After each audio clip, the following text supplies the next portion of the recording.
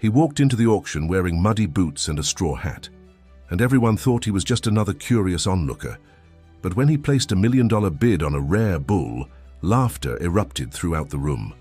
What no one expected was the true reason behind that offer. And when he revealed it, even the auctioneer couldn't hold back his emotion.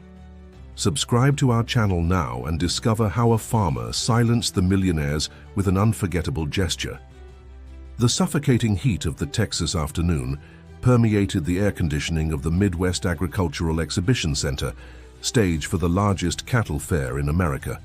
Under the artificial lights that highlighted every muscular curve of the animals on display, hundreds of men in white cowboy hats and women in genuine leather boots settled into the plush chairs of the VIP area. The buzz of business figures and genetics filled the environment like a well-rehearsed capitalist symphony. Thomas Anderson, a renowned auctioneer on the national circuit, adjusted the microphone to the perfect height while checking the gold watch on his wrist. The moment everyone had been waiting for had arrived, the presentation of the main lot. Ladies and gentlemen, it is with great satisfaction that we announce the highlight of our event this year. Thomas's deep, melodious voice echoed through the speakers. A direct descendant of the Panhandle King lineage, three-time national champion, we present to you Emperor. The curtains opened, revealing a majestic Angus bull. Impeccable black coat, imposing stature, proud gaze. The animal entered led by two uniformed handlers, moving with unusual elegance for its nearly 2,700 pounds. In the audience, Richard Garrison, the largest cattle breeder in the Midwest, adjusted himself in his chair while whispering something to his financial consultant. Beside him, Michael Vance, representative of a Middle Eastern conglomerate, was frantically typing on his cell phone. Everyone there knew Emperor was more than an animal. He was a walking genetic treasure, capable of transforming any mediocre herd into an elite bloodline. We opened the bidding starting at $5 million, announced Thomas, causing a momentary silence followed by a collective murmur. The paddles began to rise timidly. 6 million, 7,200,000, 8 million. With each new bid, Thomas inflated his chest, savoring the battle of the powerful. In minutes, the figure exceeded the 12 million mark, with only 3 remaining bidders. 12,800,000 from Mr. Michael Vance, announced the auctioneer, pointing to the Middle Eastern representative. Does anyone offer more? Richard Garrison, with an almost imperceptible nod, raised the bid to 13 million.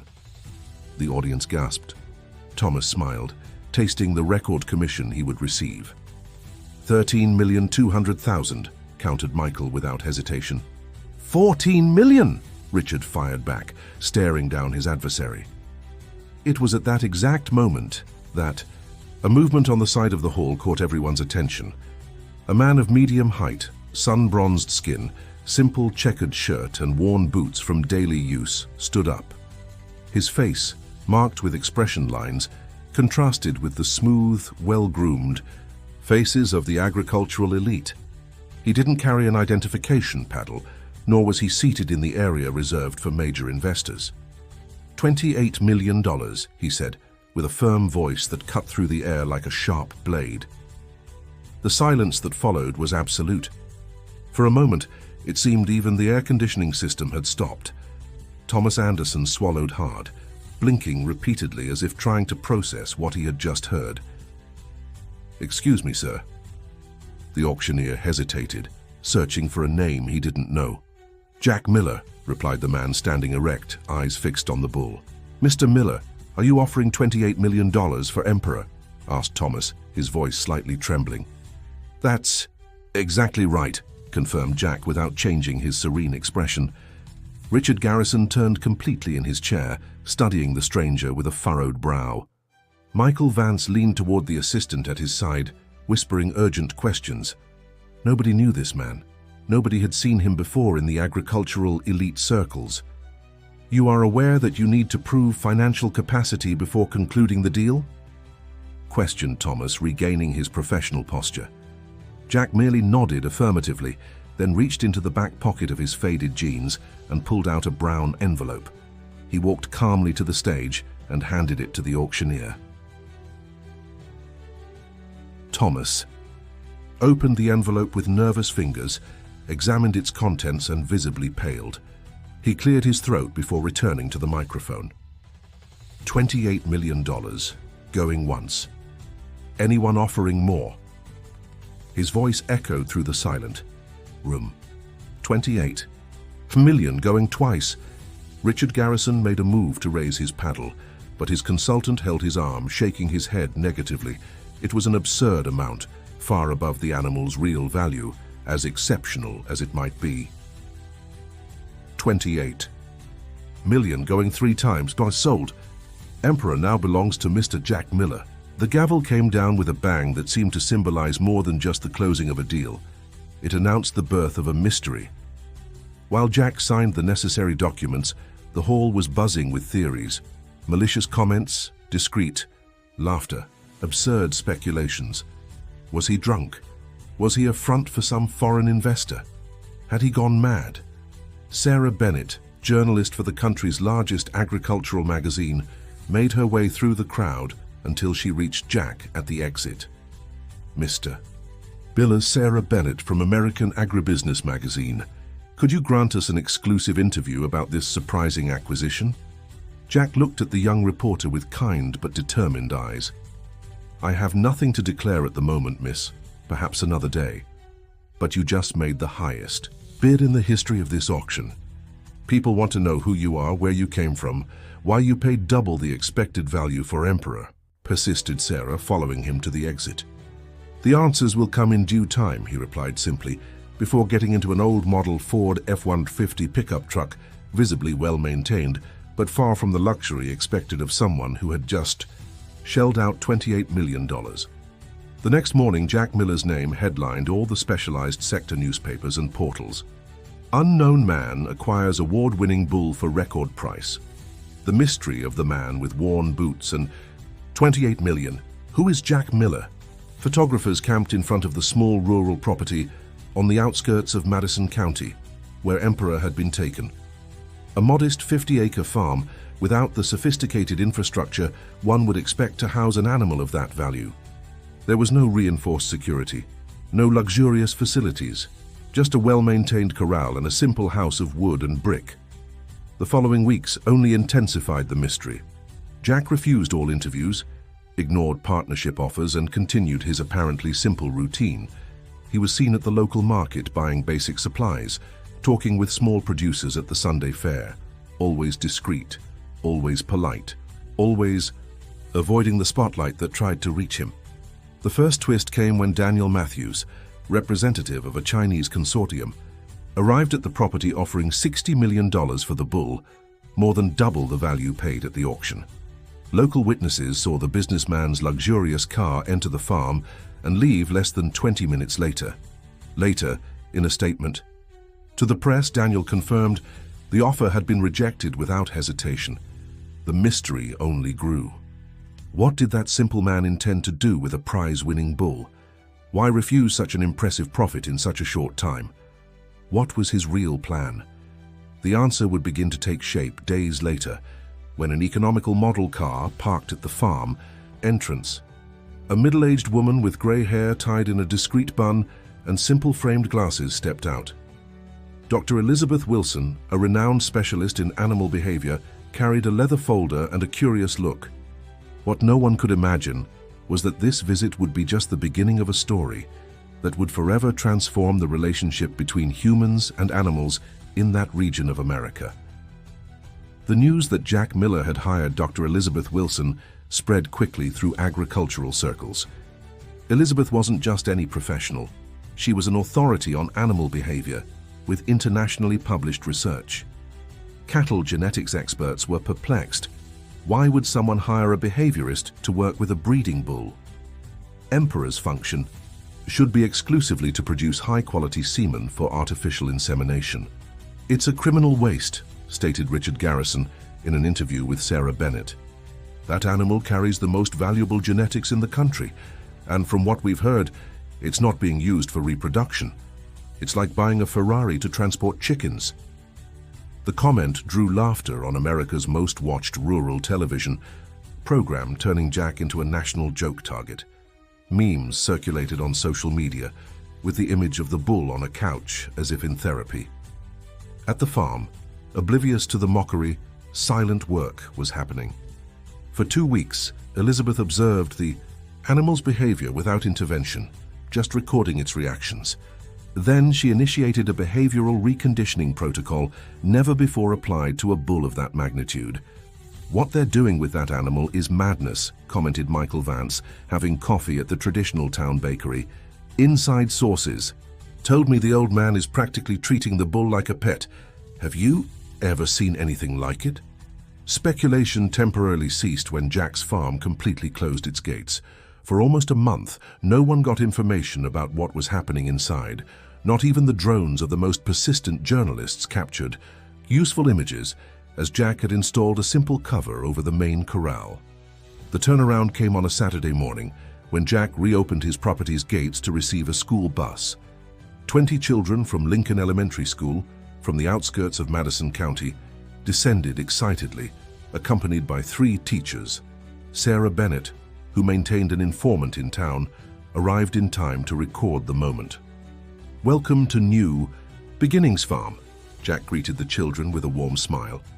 "Today you'll meet a very special friend." The children, between 8 and 10 years old, were led to a spacious and airy corral, very different from traditional confinements. There, to the astonishment of all adults present, was Emperor, the $28 million bull, lying calmly on a bed of clean straw. "This is Emperor," introduced Jack, staying close to the animal. "He may seem big and scary, but he has learned that he doesn't need to be afraid of us, just as we don't need to be afraid of him." What followed left Sarah speechless. Jack made a subtle gesture, and the imposing animal calmly stood up. Another gesture, and Emperor walked to the fence where the children were observing, maintaining a safe distance, but close enough to be admired. "Who wants to ask a question about Emperor?" asked Jack. Dozens of little hands went up. A girl with colorful braids and curious eyes was chosen. "Why isn't he angry with us?" she asked. Jack smiled before answering. "Because he has learned that people can be friends, not just tamers or threats. Emperor is rediscovering how to trust." The visit lasted 2 hours. The children drew pictures of the bull, learned about animal behavior, and, most surprisingly, observed how Emperor responded to Jack's simple vocal commands, moving through the space with impressive docility for an animal of that size. Before leaving, Jack addressed teacher Mary Collins. "Could you bring more classes? We want the farm to be an educational space." Sarah, who was watching everything from a distance, couldn't help but notice how Jack's countenance lit up in the presence of the children. There was something more to this story, something that escaped the narrative of the eccentric farmer. In the following weeks, other schools visited the farm. The news of a prize-winning bull that peacefully interacted with children began to spark curiosity beyond the agricultural circle. Educational blogs shared the experience. Teachers reported how students returned enthusiastic and more interested in natural sciences. The turning point came when the National Institute for Blind Children requested a visit. Jack not only accepted, but prepared a special experience. Kevin Davis, a 12-year-old boy blind from birth, was selected for direct interaction with Emperor. With parental authorization and constant supervision from Elizabeth and Jack, the boy was led close to the animal. With precise guidance, Kevin extended his hand and touched the soft hair on the bull's neck. "He's warm," exclaimed the boy, with a smile lighting up his face. "And he's breathing fast. Is he nervous?" "A little," replied Jack, with a choked voice.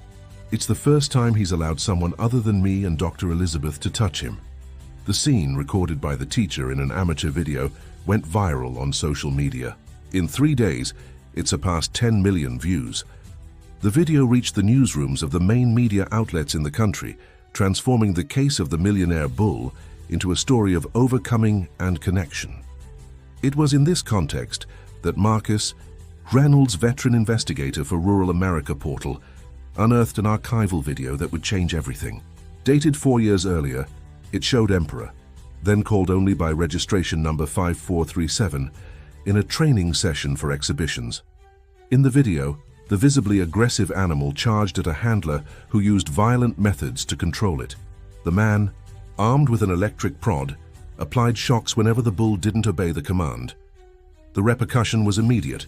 Animal rights groups shared the video as evidence of the cruel backstage of agricultural competitions. Emperor's Original Ranch issued a statement denying systematic mistreatment, claiming it was an isolated incident. Experts debated on TV programs about ethical methods of animal training. Amid the media storm, Jack remained silent. He refused all interview requests, including the generous offer from a high-rating Sunday program. However, the pressure was mounting. The story had transcended the rural environment and now occupied the national imagination. Who, after all, was that simple man who had spent a fortune to, apparently, rehabilitate a traumatized bull? The answer began to emerge when Sarah Bennett, persistent in her investigation, discovered a crucial detail.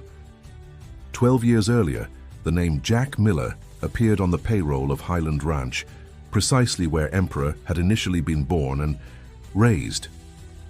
Armed with this information, Sarah headed to the farm on a rainy Sunday afternoon, determined to confront Jack. She found him sitting on the porch, watching the rain fall on the verdant pastures. Seeing her, he showed no surprise. "I was wondering how long it would take for someone to find out," he commented, indicating an empty chair beside him. "Why did you never mention that you worked at Highland Ranch?" questioned Sarah, turning on her recorder with Jack's silent permission. "Nobody asked," he replied simply. "Everyone wanted to know why I bought Emperor, but no one was interested in discovering who I was before that auction." "And who were you, Jack?" He took a deep breath, his eyes fixed on the cloudy horizon. "I was the head handler in the breeders' area at Highland Ranch. I was the one who cared for Emperor from his birth until he was 2 years old. So you knew him." "More than that." Jack turned to face her, his eyes watery, revealing an emotion contained for a long time. "I saw him transformed from a docile and curious animal into an aggressive and terrified reproduction machine. I saw every step of the process that broke his spirit." "Why did you leave the ranch?" "Because I reported the mistreatment. I documented, recorded, took it to the authorities." His voice acquired a bitter tone. "You know what happened? I was fired for incompatibility with company practices. No investigation was opened. No action was taken." Sarah felt a chill that had nothing to do with the cold rain breeze. "And after that?" she asked, realizing she was touching only the surface of a much deeper story. "After that?"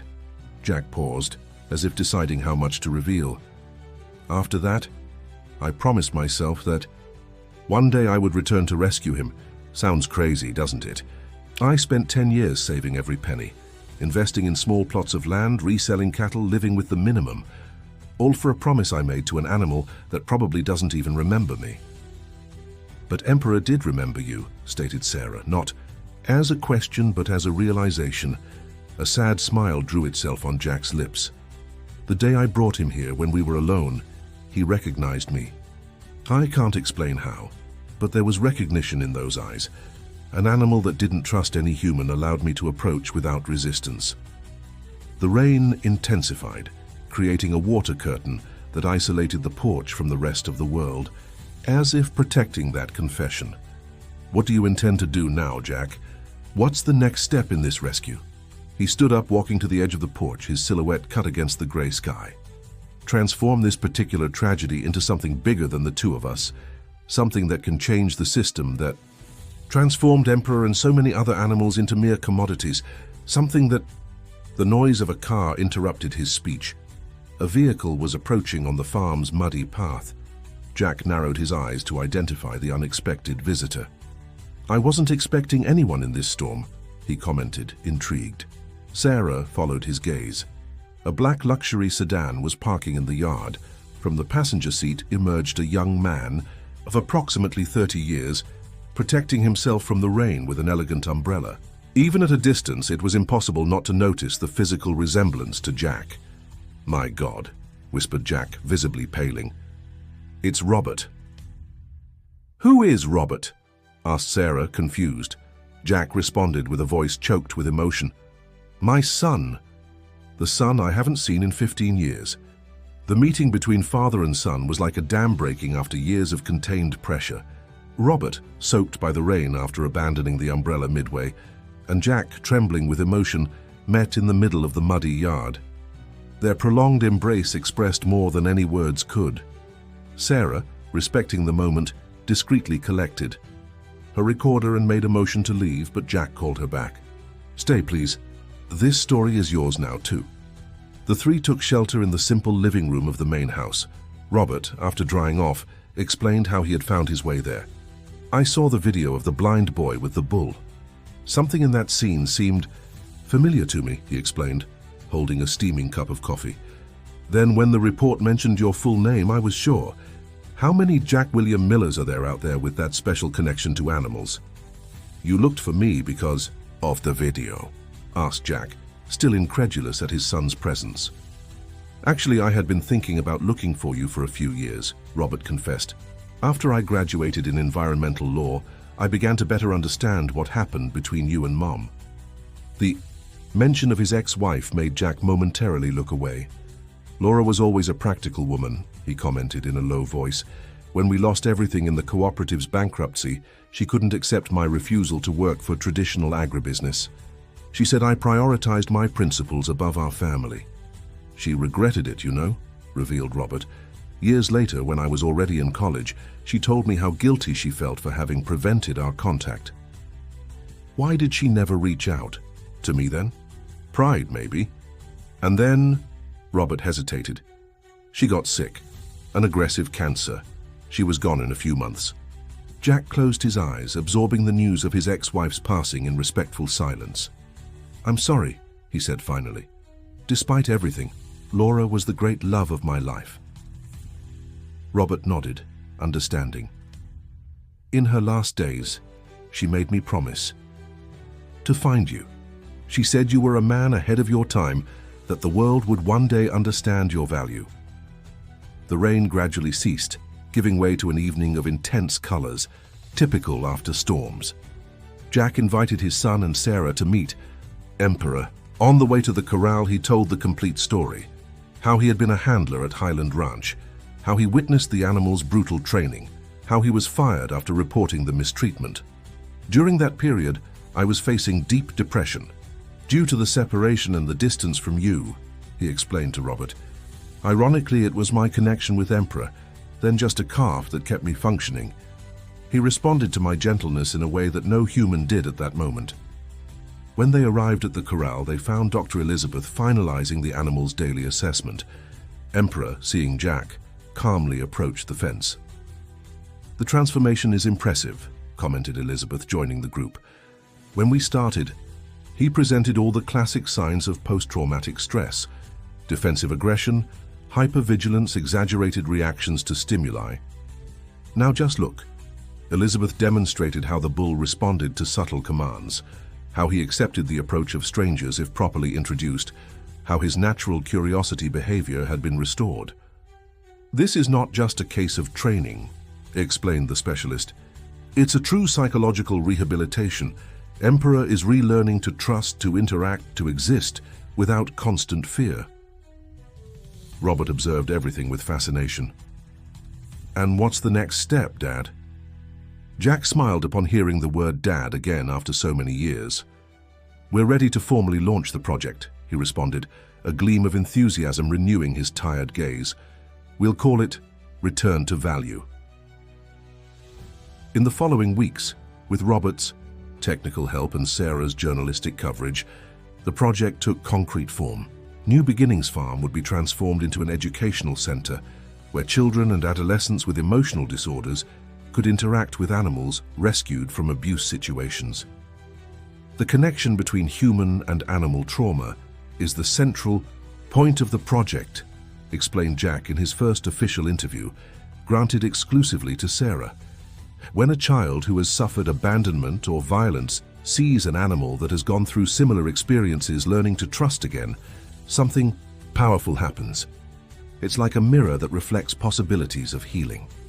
The special report in American Agribusiness magazine generated a wave of national interest. Mental health professionals, educators, and environmentalists expressed support for the initiative.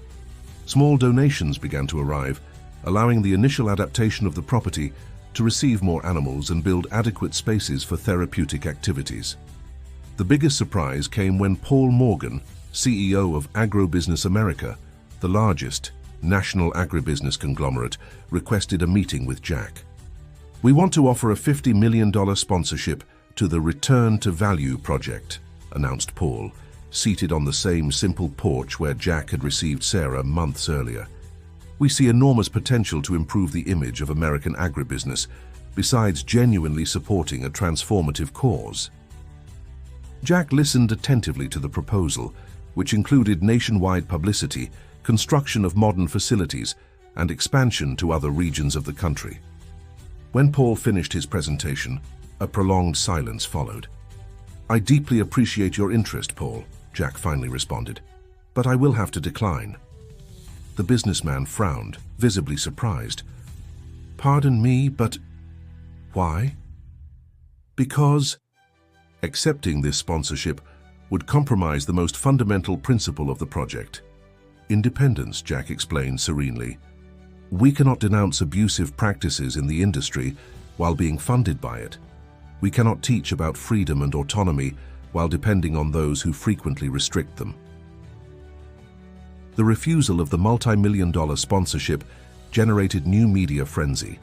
Heated debates about corporate ethics, greenwashing, and financing of social projects occupied television and radio programs. Jack's name, previously associated with eccentricity, began to symbolize unbreakable integrity. It was in this context that Senator Amanda Reeves visited New Beginnings Farm.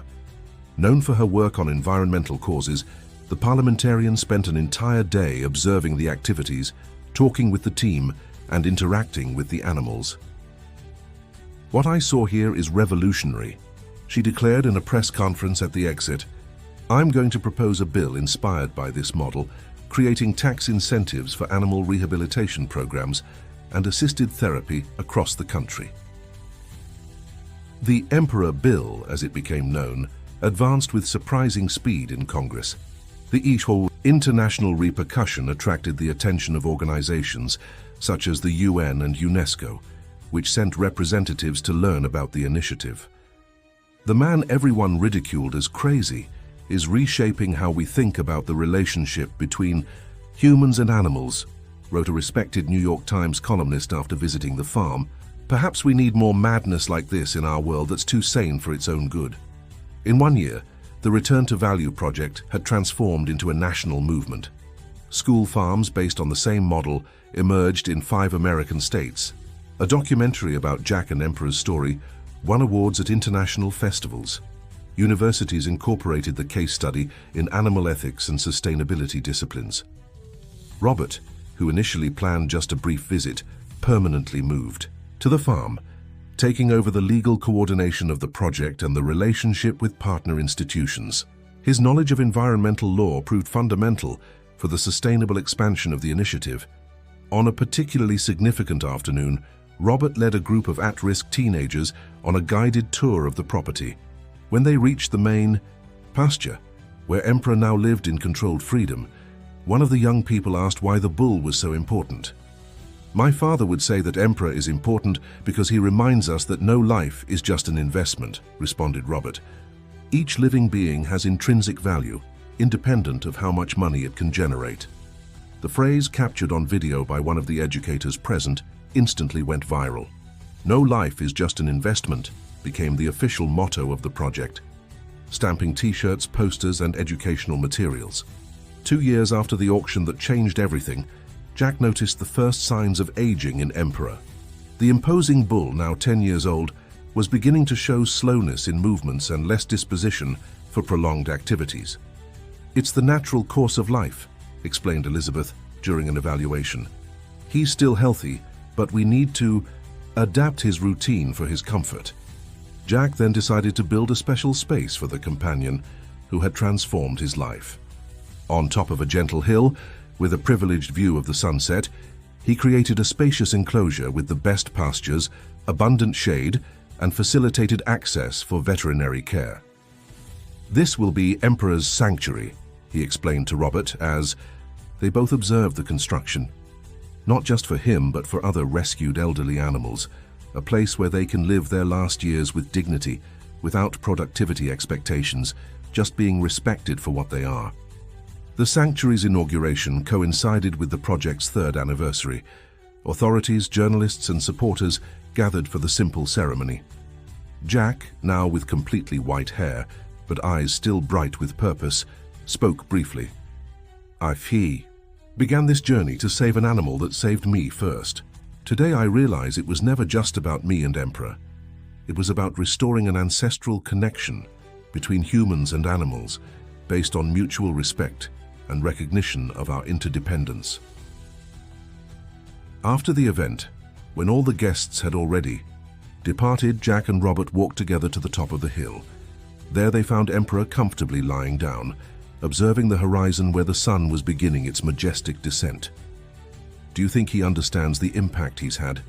asked Robert, sitting next to his father on the fresh grass. Jack smiled, contemplating the animal that had transformed not only his life, but that of thousands of people and other animals through the project. "I think he understands the essentials, that he's finally safe, that he's respected, that he can simply be a bull without fear or demands," responded Jack. "The rest, the laws, the projects, the cultural changes, that's a consequence of something much simpler and deeper that happened between us." The last rays of sun tinged the sky orange and pink, creating a spectacle worthy of painting. Emperor, the $28 million bull who was worth much more than any monetary value, rested peacefully, occasionally turning his head to observe the 2 men sitting near him. No more words needed to be said, no proof needed to be offered. Each of them, the rescued animal, the man who fulfilled his promise, and the son who found his father again, had found their place in the world. And as the sun disappeared on the horizon, the most important lesson of return to value hovered silently over that hill. Sometimes, the greatest act of courage is recognizing the value of what the world considers merely as merchandise, be it an animal, a principle, or a long-lost relationship. Dear listeners, we hope that Jack and Emperor's story has touched your hearts. To continue this emotional journey, we've prepared a special playlist with equally captivating stories. Find it here by clicking on the left. If you like this narrative about redemption and true values, don't forget to subscribe to our channel and give this video a like. Every day we bring unique stories that explore life's complexity and make us reflect on our own choices.